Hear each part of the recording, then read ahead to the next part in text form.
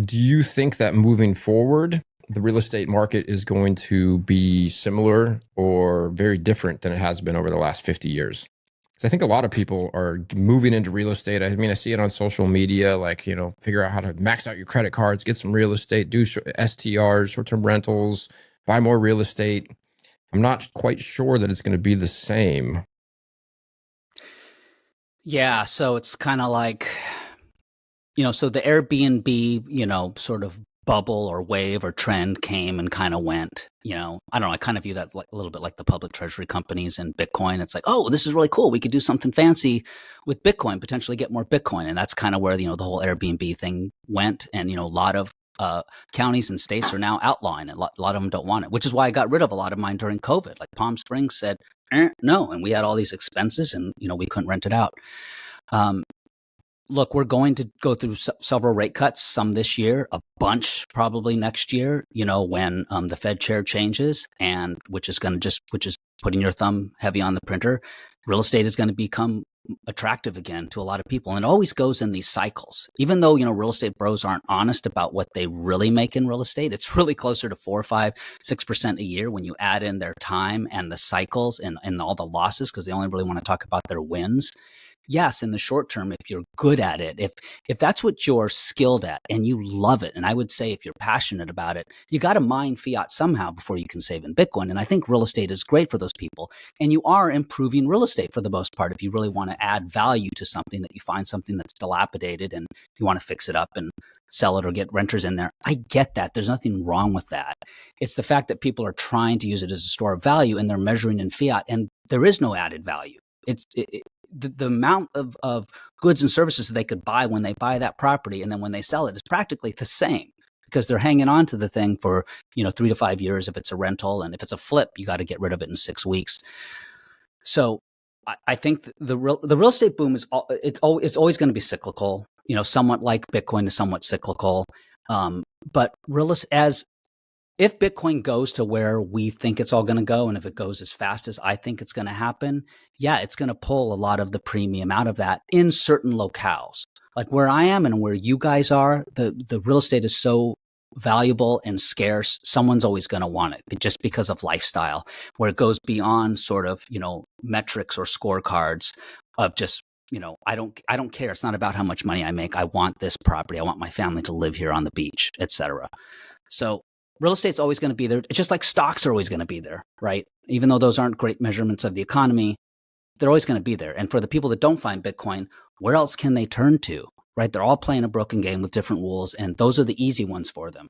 I would argue if it's just about money, which if you break it down for real estate bros, it's 100% about money. It's not about the real estate. Then you should just be in stocks. So the 4, 5, 6% you said most of the real estate bros are making, that's nominal, I assume? Yes. And so that's they're not making money then. They're not. I mean, money rates or money supply is expanding more than that annually. That's exactly it. Yeah, it's not really hurdling the real, it might hurdle what they call the CPI, which I call the CPI, but but they're not really hurdling a real purchase power. And the reason why they think they're doing great is because they'll go to a barbecue and you're like, oh yeah, I bought this property for $300,000. I sold it for $400,000. And it's like, great, but you had it for 3 years. You had to change the roof. What were your taxes? And they're like, oh yeah, well, I used it as a tax benefit. There's all these tax write-offs, right? With commercial real estate, you get like a 39-year straight line to write it off every year, or 27 and a half. I see you smirking because I know you know this. Yeah, but then when they sell it, you have to recapture it. You bring it all back. So it's just temporary write-off. Now you have instant income when you sell it. And then they don't tell you about all the ones that they lost. Like, we go into these cycles, and so many people have lost on the Airbnbs right now. Everyone was talking about it. I used to be interviewed for these articles and went on news shows talking about how great Airbnbs are. All my friends that I got in, some of them did well. A lot of them now, didn't do so well. And we saw what happened in the 2008, 2009 crisis, right? Tons of people just completely lost their houses, lost everything. What, did Satoshi inscribe the very first block? Chancellor on the brink. In a sense, I feel Satoshi coming out sort of as a protest against all of that credit creation, specifically in real estate. It really was real estate. I mean, that's what he kind of was referencing in the first block. So that's also what I use when I talk to real estate guys saying, look, Satoshi has given us this gift. You don't have to go north, south, east, west. You just go up. And you've got, there's just 21 million plots. There's never going to be more. Some people are going to lose the keys to their houses. Well, that's only going to make yours that much more valuable. What do you say to the real estate bros that say, well, I don't want Bitcoin because it doesn't cash flow? I got all this real estate that cash flows. Yeah, well, as you and I were talking about a little bit before we started recording, it's like, cash flow is just appreciation in a different form. And it's also a reward for illiquidity. Real estate is not liquid at all. Like I can't break off a doorknob or a window or whatever to sell and, give to somebody. And it's also not fungible. It's very specific. Every time someone unloads a property, they are so happy that they found that specific buyer that wanted that specific one, right next to that river, right next to that neighbor with the barking dog, whatever. And so it's like, yeah, they get all excited about, hey, I'm making mailbox money, money while I sleep. I've got, $300 a month coming in net after this and this and this and that. Okay. I'm like, 300. Okay. So you've got $3,600 at the end of the year. Well, if you just save in Bitcoin, that's maybe 20, 30,000 at the end of the year, right? Depends on the amount that you're putting into that real estate. So you can shave off some of that. And by the way, if you shave off some Bitcoin, that's a capital gain. So you're hanging on to it 12 months. Now you've got a short-term capital gain, depending where you live. That's maybe like, 10, 15% in capital gains. Well, when you have rental income, that's income. Now you're taxed at your income rate, which is much higher than capital gains. So, I can poke holes in these real estate bros all day long, but they hold up their checks on YouTube and, hey, look at, they're in their car. Look at all these checks I got. I was doing nothing. Doing nothing? Yeah, you flew over to the property. You had all these inspectors and the toilets getting clogged, the roofs caving in. And, real estate for all of these real estate investors, and I'm not talking about where they live, not their personal home, but all the income and investment properties. It's just a balance sheet. It's just a ledger. It's just a number. It only becomes tangible when something bad happens to the house because they're not there. And even the people that have all these Airbnbs, they're not staying there. Like when I had these Airbnbs, I couldn't stay there because it would cost me. So if I stay here, well, Coachella's going on. Now I'm giving up $2,000 a night for the place because I'm staying there. What's the difference if I just go spend $2,000 a night at another place? You see, so it's like because one of the first rules in real estate is that there's two rules. The first big one everyone knows, location, location, location. And the second is you can't get emotional. And so if you can't get emotional, I ask these real estate guys to be intellectually honest with yourself. Why do you have the real estate? You only have it because you want the money it can give you. And you're going to flip it the minute you have a buyer. You don't care who the renter is. You just want to get the numbers, right? It only becomes tangible, like I was saying, when something bad happens. So if that's the case, let's be honest why you have the real estate. Why do you have the real estate if it's just about the money? It's not really about the real estate. And you know why it is? It's the brag. It's because they want to flex. And I get that. They want to be able to say, I have this property. Yeah, I own a property over here. I was that guy. I get it. And the parents love it. The girl you're dating, their parents love it. Oh, he's got a property over there. But you're not staying at it if you're monetizing it and you're optimizing it, right? And you're leveraging it and it's just the money you want. Well, you can actually do better in stocks. That's my argument. So if you're honest about, what you're trying to broadcast to others, so, maybe you're paying a price for that, right? And then that guy's, driving a Lamborghini saying, oh, I've got all these properties, but yeah, he's wearing a tie and a suit, going to a job, to pay for the car, to pay for the house, and meanwhile I'm, skateboarding at the beach, like, so have fun with your Lambo and your properties.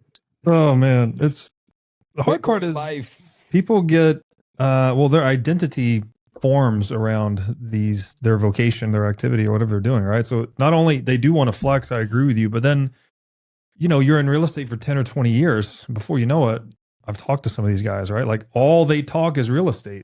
They talk a certain jargon. They've programmed themselves to be real estate guys through and through.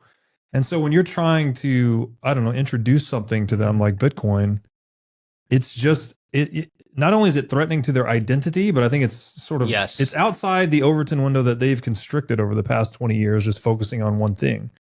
And so, and it's not just, we're picking on real estate guys, but the other one that comes to mind is like investment bankers in New York City or Wall Street guys. Same broadly. Thing. They were also so blind to Bitcoin. These guys that call themselves the masters of money, ironically, were often the most blind to Bitcoin. Yeah. And also very like hung up on their identity. Oh, I'm an investment banker. I do all this. It's like, okay, cool. You make a lot of money in New York City being an investment banker. every investment banker I've ever known hated their job without exception. 100%. At every level, top level, bottom, everywhere in between, they all hate their jobs. Overworked. So it's like, what are you doing? I don't know. Like what, like you got to, at some point, take inventory of your life and be like, is it worth it? Even if you're making all this money and you've got the cars and you've got the status and you've got the recognition or whatever it is, the flex that you're going for, is it worth it that you hate your job every day? Like, I don't know. They don't know. I mean, the fiat world is really like the Truman Show. It's this fake world, and it's incongruent for the real estate bros and the investment bankers on Wall Street to say, listen, this is what I've studied, this is what I've learned, or, this is what I'm doing good with, with this external scorecard, I'm putting numbers on the board. And now you're telling me I don't have to do this, that I could do something else that might be better with my talents, that might make me happier, that might allow me more time with my family, and actually do even better. I could just save in Bitcoin. And it's like, that's why you're doing this. You're doing this because there is no other way to save, whether you realize it or not. And so you're on this hamster wheel, on this proverbial treadmill that the Truman Show, that is the world, the fiat world we live in, puts us in. It's like social media and the news. And it's like, everything is like, you aren't making enough money. You aren't grinding. You're not pretty enough. You don't have this car. You need this purse. You need to wear these clothes. And it turns us into this, desire-based economy rather than a need-based economy. And so it's like, I need all these things. And then, it's like the bankers, it's like, what are they doing every day? They're waking up and they're just like, I want the higher office. I want my name on the parking spot. I want the glass corner office. Oh, I just now got a senior title role. Now I got an executive. Now I have an executive VP role. Well, the rest of the world doesn't care. Like and like you just said, Robert, like that's what you've tied your identity to. So you're playing this stupid game when you don't have to play that game. Maybe, are you meant to be a math professor or some guitar teacher? Like maybe that would be fantastic. How amazing that you could do that and provide that value to the world, to specialize in that, rather than do something that, is probably causing depression and nihilism and anxiety and, leading to bad food and, bad medicine and, all the things that we know, all the domino effect that bad money leads to. And the problem is that, when the government, when there's money creation out there, everyone migrates to where it is, whether it's the day trading, whether it's like when the real estate boom happens, what sucks is you're going to pull out school teachers, you're going to pull out doctors, you're going to pull out people that are doing other things, but they're like, oh, I can go make a pile of money over there. And so you're pulling them away from their purpose and who they want to show up as. That's what I'm trying to tell them. Like Bitcoin allows you to be who you want to be because it takes care of all of that. And Bitcoin unlocks this level of conversation, I think, and this level of self-realization that your income stream, the assets you hold, like the things you do every day, these do become who you are. And That's so, right. and the same criticism could be wielded at Bitcoiners, like, oh, you guys are just a bunch of money cultists that, love sound money.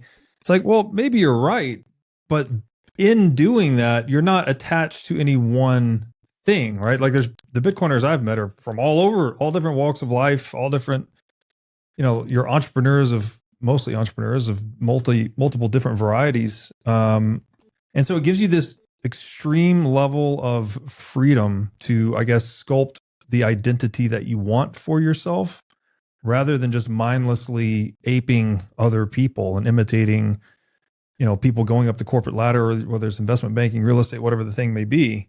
And it actually lets you kind of be the author of your own story. And in more ways than just, it gives you the financial liberation, but it's also the liberation from the fiat matrix, that you're not in one of these pre-worn grooves, right? You're kind of deciding for yourself which direction you want to go. And I just think that's so remarkable. It's beautiful when you see people get into it and start to actually cultivate it in their life. I think it's a really beautiful thing about Bitcoin.